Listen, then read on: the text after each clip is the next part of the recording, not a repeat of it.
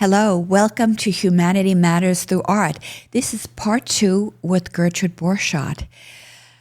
We had to continue this conversation because I am in the room with 3 artistic visionaries, Dr.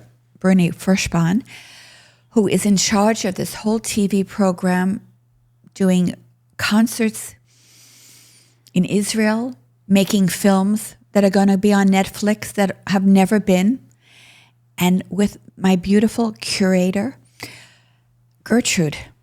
Welcome back to part 2. Thank you. Thank you for coming back. Thank you.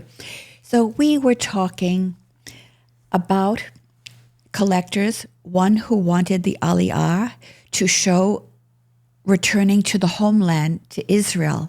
But then another of his collectors said, hey, wait a second. I don't know if that collector had seen the Aliyah and said, what about Christian connection? Was there a sequence, or how did that work out? Yeah, I'm not sure if he saw the Aliyah. He and Dalí had known each other for quite some time, so I imagine he might have. But he had been really pushing Dalí to do something more with prints because, and on the Bible, because he felt he had to counteract Dalí's wife's influence on Dalí, which he didn't think was very beneficial to Dalí. And it seems that Dalí went back a little bit to his roots through the work he did on Aliyah and also the Bible and also various other lithograph sets that he did. And what's interesting is that, like, when I give tours here at the museum of the Aliyah lithographs on the wall, I get so many questions about Dalí having been chosen. And the way he was chosen, by the way, we didn't talk about that before. Yes, let's do that. There was a publisher, Samuel Shore, New York publisher, who wanted to have something to basically present to the State of Israel on the 25th anniversary. And a few years before that, Chagall had done windows at the hospital. I saw it. You saw it? Unbelievable. Great. And so, because everybody on the show says, well, why didn't he pick Chagall? Chagall would have been the obvious guy to do it. Are you, like, transporting me into my questions that are in my heart? Okay, keep going, Gertrude. Well, everybody asked that. And we don't know because, again, like I said before, there is very little documentation about this whole lithographic set or the original 25 paintings that he did. So we don't really know exactly how it came about. I'm just guessing. And I'm guessing that if I'm Samuel Shore, a publisher who makes money by selling prints, interesting, he wants to make a splash.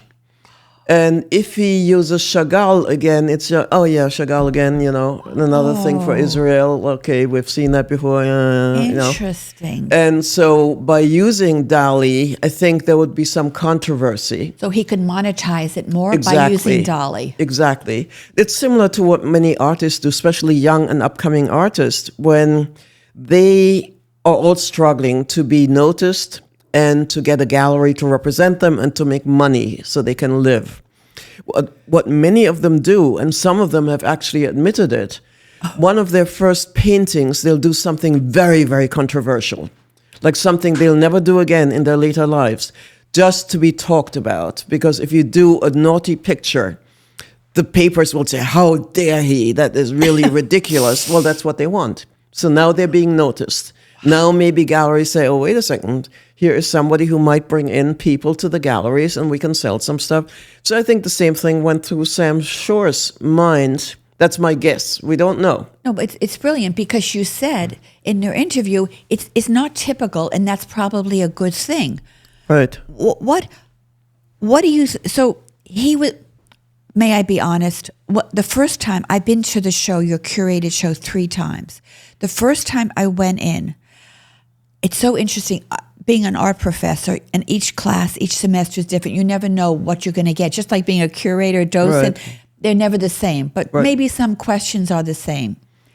This person said, how, and I want you to go with your thought, how could they have picked Dalí? He's an anti-Semite. Is that true? Or is that person just saying that?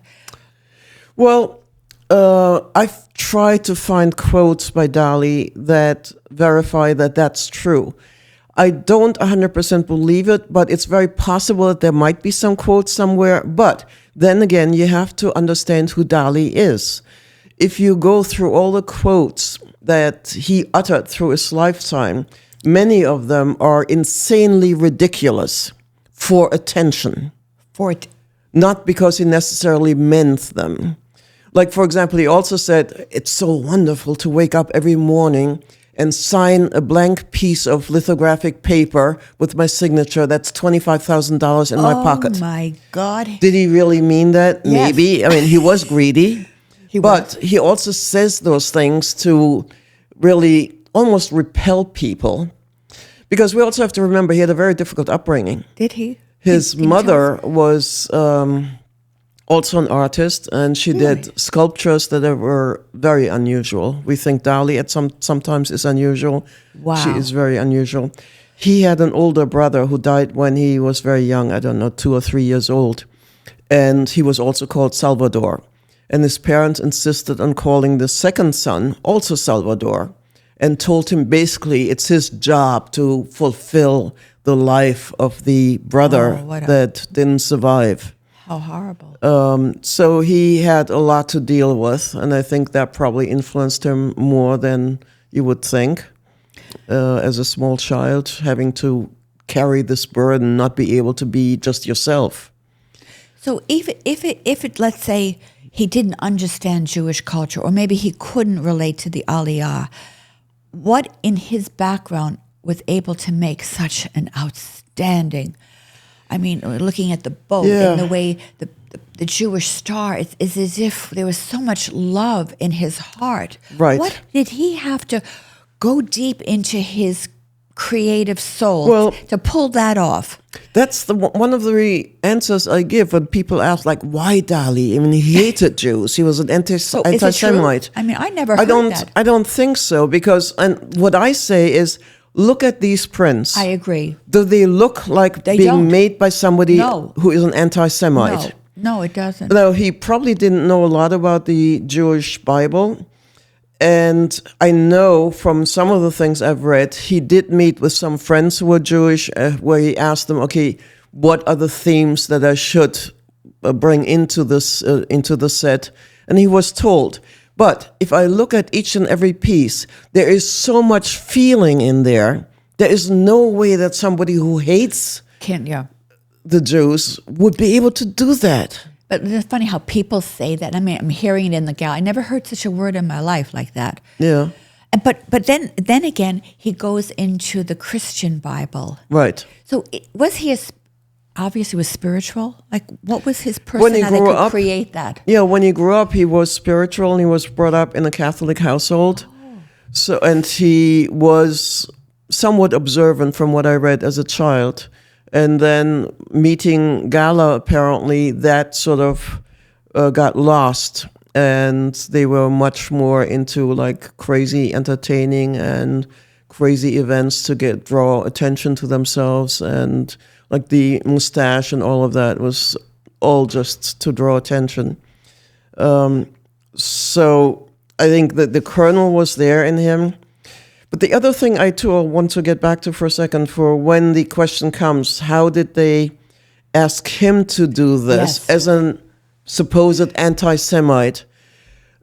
I would say, and that's something that I think that's so true for so many people, look at the pieces. Yes. People hear a name, people in museums, I see it when I do my tours. The first thing people do is go to the sign to see who painted it, and then they look at the painting. Brilliant. But what you should do is look with your eyes, and then you can understand the feeling behind this piece of art. And there's no way that at that point you can say he is an anti-Semite. That's right. Beautiful. So that's really amazing. I was also doing a little studying because we were supposed to have a podcast with Mary Frank. And she said something in an interview. It was down at the New York school. And a young professor asked her who was showing her work, can you tell me about why the doors open like this? You know what? She turned around. She said, it's not for me to tell you about my work. The doors are opening. What do you see when the doors open? And you're saying the same brilliant thing, Gertrude. That's why I feel I'm so passionate that I can't think of another subject matter in school that could, through visual literacy and art history, that teaches humanity and civilization with images and to Right. understand the political context. Right. So powerful. Right. What you're saying is, so they're looking at, so how do we teach students, people, to look, to trust what they're looking at? Well, I think that's a good point, to trust what they see, because that's, I think, one of the things that maybe young people don't have enough, to trust their instinct, trust their intelligence. Because another thing I see at the museum too, when people go through exhibits, especially when it's abstract art, they are so afraid to not understand. And I always tell them there is nothing to understand. Look at it and see what it says to you.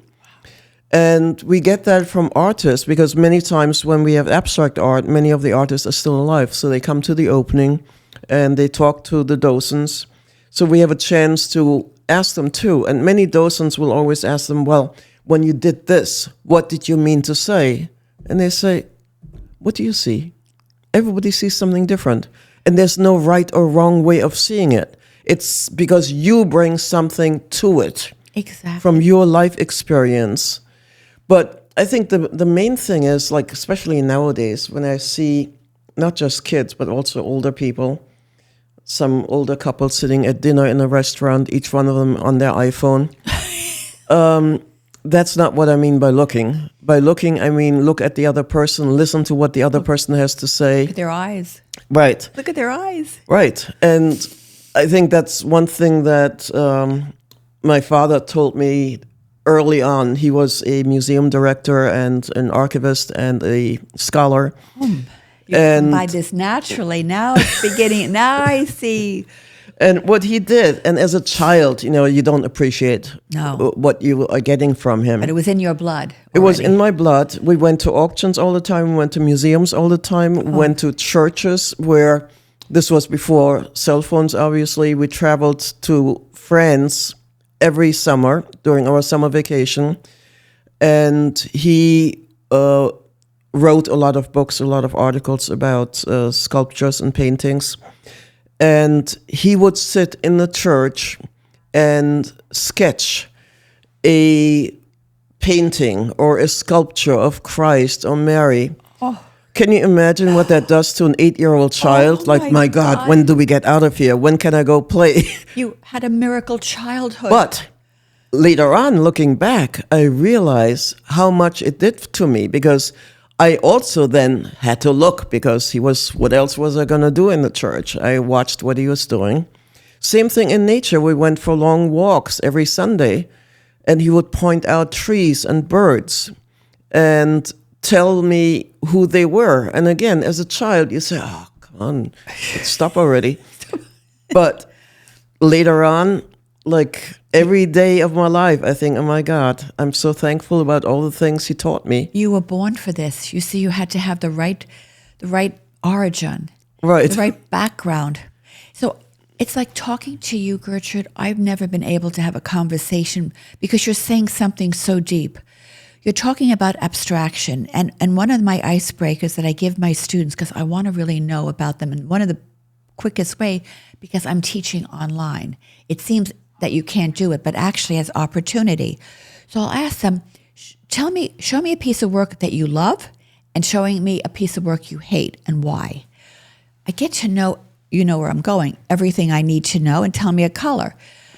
I cannot tell you, as I've been doing this for about over 20 years, I'm seeing more and more there is a hate for the abstract. But I use that. Really? Yes. Recently, because I get a lot of students because I'm online. I get 3 times the amount that anybody else is getting. Mm-hmm. But think about it, Gertrude, and I want to stay with that point. Young people, they're tattooing. Are they tattooing abstraction on their body? No. They're tattooing something with a connection. But what I want to teach them, coming from a background of Hans Hofmann and understanding plasticity and space, just like Mary Frank comes from that and Martha Graham, what you learn and what you teach historically, when people came over from World War II, the creative intelligentsia that was in Paris, in Berlin, they said, you know what? We're not going to paint sunflowers. We've seen hate, destruction, everything that the Holocaust Center is elevating to teach us to be humanity. You have to understand, and then you have to teach them why people do different things. And as you say, sit in front of the painting and look at it. Well, the other thing is, too, I would imagine the whole movement through Hitler of the entartete Kunst. And the exhibit of that, I think the reaction to that is, okay, because what he did was all realism, and some of it like real socialist realism, and that was what lived in the eastern part of Germany for the longest time. And so that's a reaction to that too, get away from that. Plus, I mean, the camera has something to do with it too. But I've been wondering, like, for the millennia of our existence and of art, when you go back to the caves in Lascaux, for example, and until when did it start? Until about like the beginning of the 20th century, when abstract art really came into being, there was never, as far as I can see, abstract art. It was always figurative. Interesting. And why is that? Yeah, why? And well, I think part of it is who are artists. Like during the cave art, who knows? We don't really know anything about it other than what they painted. And what they painted, and I was very lucky to go to Lascaux when it was still open to the public. What they painted were animals, and we used to think, okay, they painted animals that they were eating, or maybe hoping if they paint them, they would come to them in the hunt and they could catch them. But it turned out when they did the tests on the bones they found in those caves, that they were not animals they ate that they painted. These were totally different animals. So we don't really know exactly what happened there. But then later on, when we know a lot more, like during the Egyptian time, the Greek time, the Roman time, artists were workmen. They were laborers. They were paid laborers. Nobody really knew their names. Nobody cared what their names were. They were told what to paint, either like for the Egyptians, the whole afterlife, which was so important to them, and where they spent so much money and time depicting the afterlife. And what's funny, I went to Egypt this summer and saw a lot of the paintings in the pyramids and also in the museums. And you think, okay, the afterlife, what Egyptians must have been really fascinated by is food. Because just about everything in the afterlife has to do with food. People carrying food on boats. Nourishment. Yes. Creative nourishment. Right. Made visual. Not so much creative nourishment. But they were told by the pharaoh and by the nobles, like, what to paint. Same thing through the Renaissance, really. The artists were told what to paint, either by the church or by the noblemen. And it's only later on, I think during the Romantic era, when artists were allowed to become more individual and to paint what they wanted to paint. Beautiful. And that had its pluses and minuses. The minus was they were starving. The pluses were that they could do what they wanted to do. But before that, when they were told what to paint, then there's very little imagination that goes into it. And in fact, like Caravaggio at one time I think he was painting, it was a commission again, a painting of St. Paul writing the gospel, and there was an angel hovering behind him. And it was a commission for a church, and he finished and he showed it, and they said, no, we're not accepting this, because St. Paul was painted more as an everyday man, not like a saint. So he, surprisingly enough, knowing Caravaggio and how belligerent he was, went back and painted it the church's way. And that's the way it had to be done. There were certain styles, certain ways that people would recognize who that is, and you can't paint a church like somebody, a street laborer. He had to be like holier than thou. So interesting. You are amazing, and you are a national treasure to art with your curation. This went so fast, and I would like to end and thank you, but I want to ask you one question. Yeah.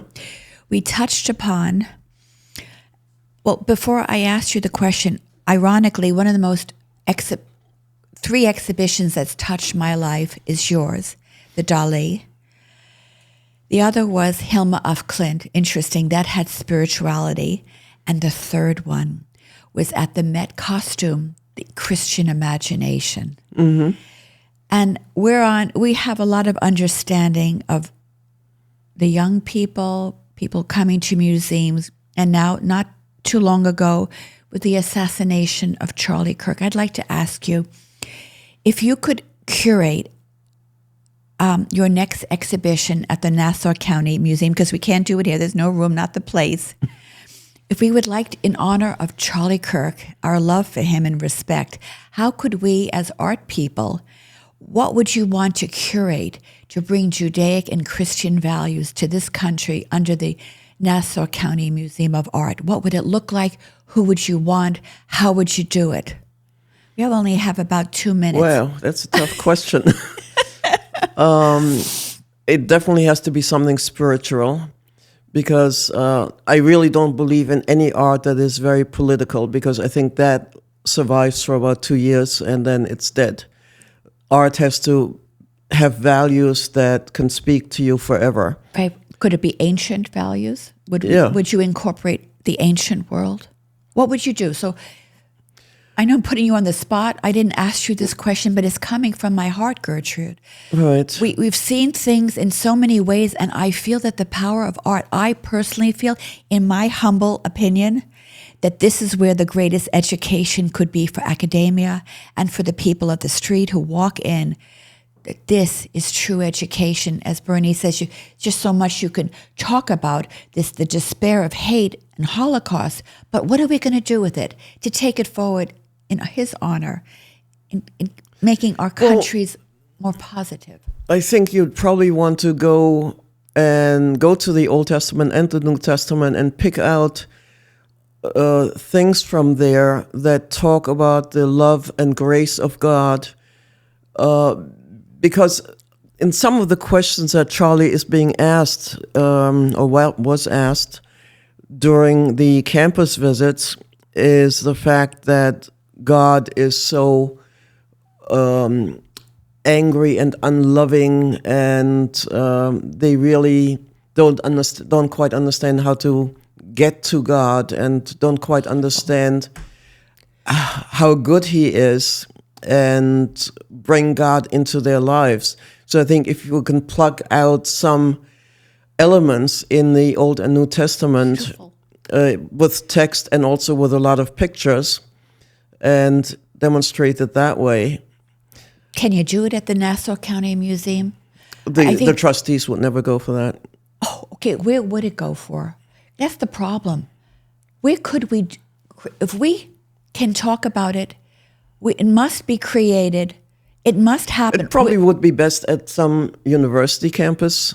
Pick one you say. How about Stony Brook? Maybe Stony Brook, Stony Brook, right. The political science department. Right. There's a very big gallery there at Wang. Right. Huge high walls. How about there, Gertrude?